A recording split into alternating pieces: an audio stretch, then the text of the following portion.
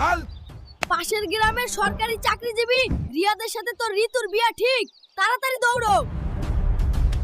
এখনই যাচ্ছি আমি।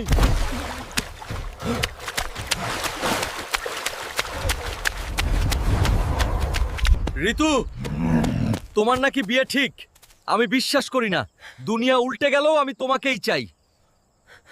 তুই যদি 15 দিনের মধ্যে চাঁদ থেকে ডায়মন্ড আনতে পারিস তবেই তোর সাথে বিয়া দিব।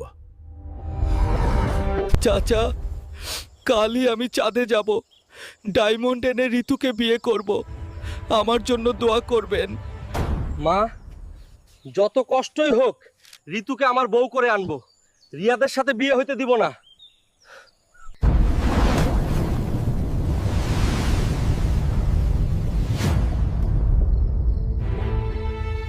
আমাকে জিততেই হবে।